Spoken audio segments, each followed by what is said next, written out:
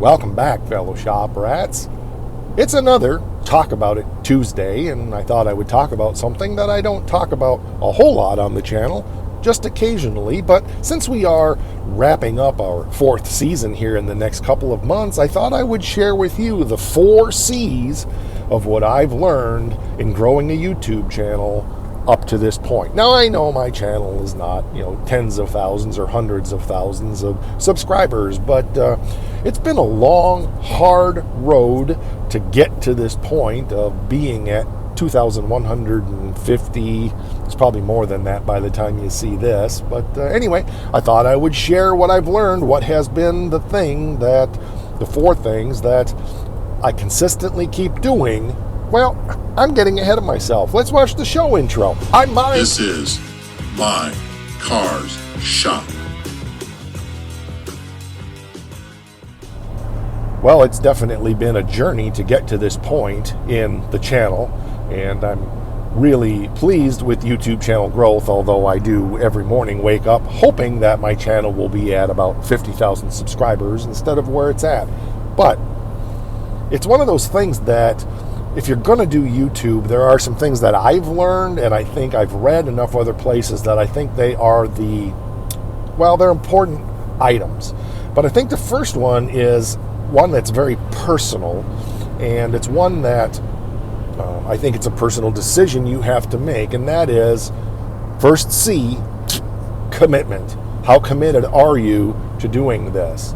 So in that commitment process, you need to decide what's the program you're going to follow. And what I mean by that is how much effort and how much energy and how much resources and time and money do you want to put into growing the channel. Now, if you do an automotive channel like I do, and I'm sure that most of you here watching this are interested in things automotive, or you wouldn't be here, you'd be watching a cooking channel and you wouldn't be learning from me. But maybe you are doing a cooking channel. I know I have 3 channels that I do.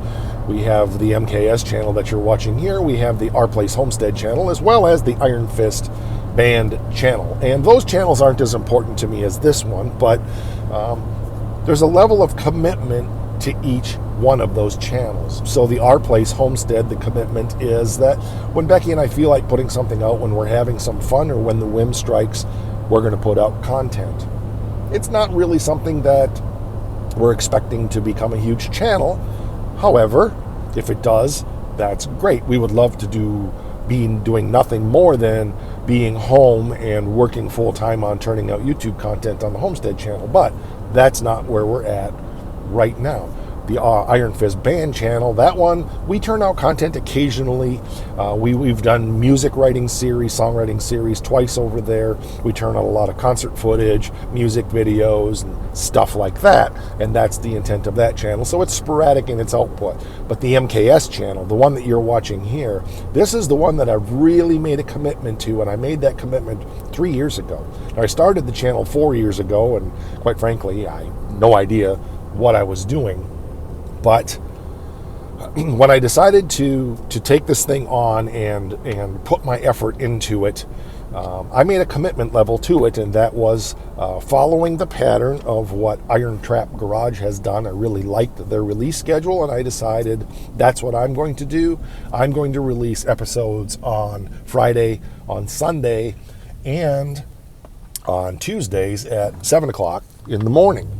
And I've followed that consistently without fail for over 3 years now, with one exception, and that was when I did the full-length feature Golden Mullet movie, and I felt that taking a break from that schedule and releasing that feature film on a Saturday evening probably made the most sense. And that, to some degree, has paid off, because that is one of the better performing channels, or movies, or episodes on the channel. So commitment. How committed are you to actually doing this? Because if you really want it to pay, you've got to make that commitment. I mean, at the end of the day, if you're going to do YouTube for fun, that's great. But I think a lot of people are here because they're hoping to turn it into a profitable venture for themselves. And I would encourage you to approach it just like any business startup. Don't expect to be profitable for 5 to 7 years. I think that's realistic. That doesn't mean that after a few years you might not start making money. But let's face it, earning money on YouTube is probably harder than it's ever been because of the sheer number of users and the sheer number of people who are on YouTube trying to grow channels. And you see them, they fall off.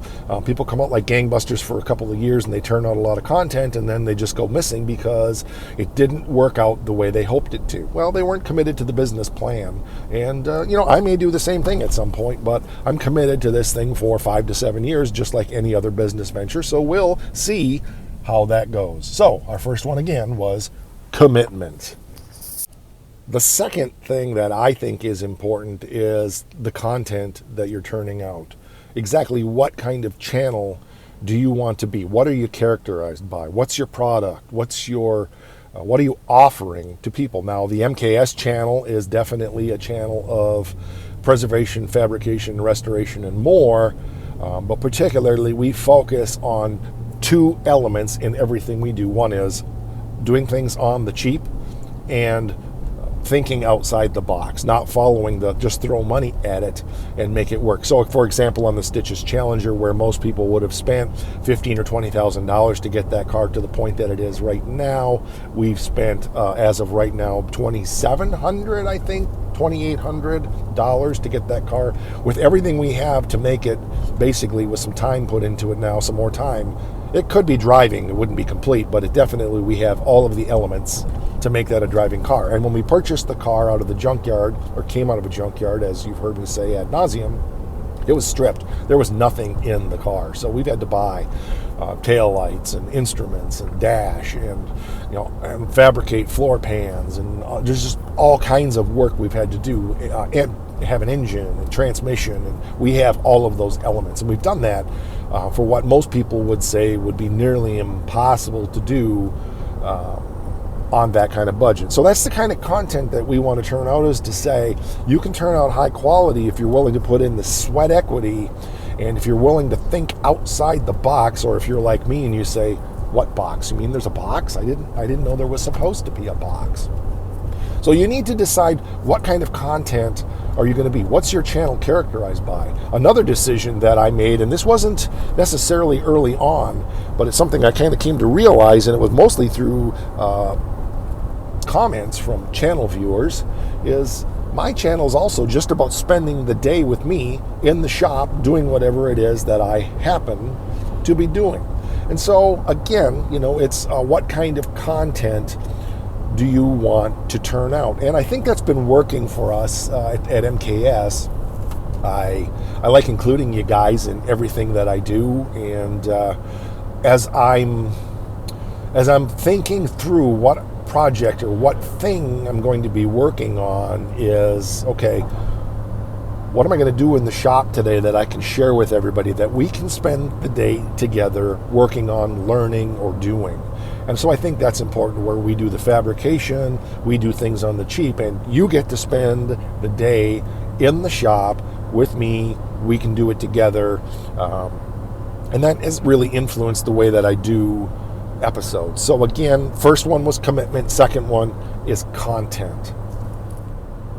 I alluded to this in the first under commitment, but I'll bring it up here again, and that is consistency. You guys are pretty funny, because if I happen to enter something in the queue wrong, like once in a while I'll put in 7 o'clock Central Time instead of 7 o'clock Eastern Time. It's really easy to do when you're launching a video to use the wrong time zone or click the wrong time, especially with my ancient eyes and I have a hard time seeing. I'll get messages, I'll get emails, I'll get something in the community tab, or I'll get a text message that says, hey, where's the video today? Some of you will check on me. Hey, are you all right? Something going on? Now, most of you know that my content is generated 4 to 6 weeks ahead of time. That's how a big part of how I keep up with the 3 episodes a week.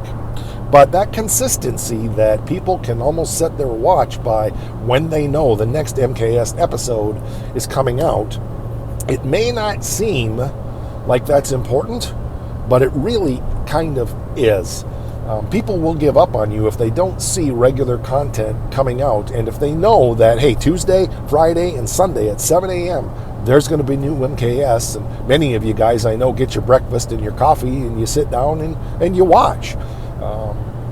And that's cool to me. 2 days a week before work, many of you watch, and then, of course, on Sunday, you're also watching. And, I see the numbers, and I see when people are watching, and I can tell by the comments that, the diehards on the channel are usually watching right away in the morning, and then other people come in later in the day. And it's all good. It's on. Everybody has time, right? But that consistency really, really does matter, because I think particularly in today's day and age, people are looking for something they can count on.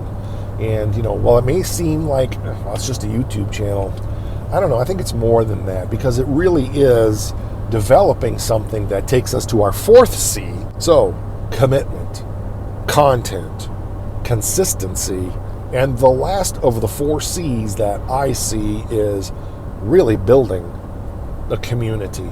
Now, I'm going to talk about this from a business standpoint, and I don't want you to think that I have some major hidden agenda that, I'm trying to get money from you guys, and I'm trying to get money from you guys. That's not really what it's about.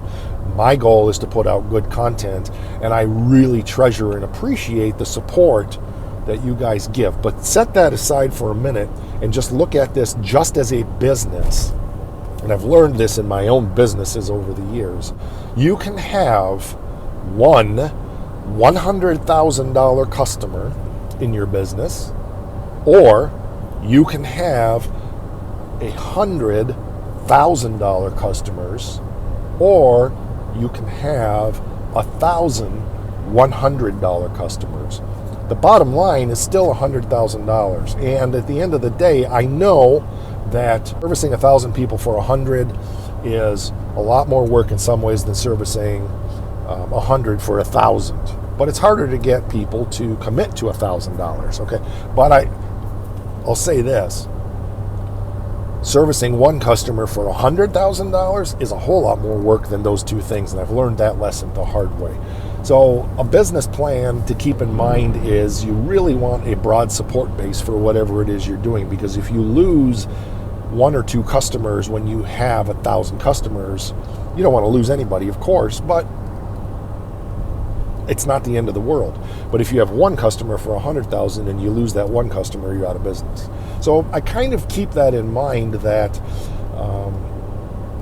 as I'm growing, I'm really interested in developing a community of, number one, engaged people who will comment, people who will offer their perspective, people who will offer their thoughts on what you're doing. That's most important, engagement. Number 2, people who obviously support, and we have a support team. We have a huge number of people who pony up in multiple ways to support the channel, in cash and in parts and in supplies and in other things, and those people are all often listed in the video, and I need to get that updated because there's a couple more that have come on the list. But and then there's others who will do the occasional thing, and that's also very appreciated. And I think sometimes we forget the goal is not necessarily to have 1 million subscribers on YouTube to generate the ad revenue, but it's to really build a supportive community and offer things like merchandise, like I happen to be wearing an MKS shirt today, and develop relationships with vendors, like I'm wearing my Super Clean hat today. And so it's much bigger than just subscribers on YouTube, but it's really building a community of people who not only pull together around what you're doing, but who also interact with each other and develop relationships with each other. To me, that's a win-win, or a winner-winner chicken dinner. So let's face it, just from a purely business perspective, and that's not the only reason I'm here, so don't misunderstand me, but looking at it from a sustainable revenue point of view, if you had 1,000 subscribers on YouTube who watched all of your content, who engaged in all of your discussions, and who ponied up just $100 a year, which is $10 a month. So So it doesn't take a huge amount if you get that level of commitment. Now, I realize that we're not necessarily going to get that level of commitment. But my point is, you don't have to have a million subscriber YouTube channel to be able to make enough money to at least pay for what you're doing and add to the bottom line of your family. Those are the 4 C's: commitment, content, community, and consistency. Now, I have one more bonus thing I want to offer. That is, don't be impatient. I see impatience come out in multiple ways. First of all, people do YouTube for 2 or 3 years, and then they just say this isn't working and they give up. Or they get impatient, and I went down this road and I damn near made this fatal mistake, which is suicide for your channel. Don't buy subs. Don't buy subs. There are people, businesses, whatever out there who will buy, you can buy subscribers on YouTube from. YouTube is pretty smart, and they kind of see through that pretty quickly. They have ways of knowing that, and I have seen that happen multiple times where somebody comes in and they throw a bunch of money at the channel and they buy themselves their first 1,000 subs so they can be monetized right away, and they don't have their watch hours, first of all. Or they do the hard work and they get their 1,000 subs and they get their 4,000 watch hours, which you need to be monetized. And then they're impatient at how long it takes, so they buy another 10,000 subs or 20,000 subs. That is a ticket to YouTube hell. Again, going back to where I started this, doing YouTube is just like doing any other business. And if you approach it on a 5 to 7 year business plan that I'm probably not going to really earn any money or see significant growth for the first 5 to 7 years, but right now I'm just laying the foundations for the business.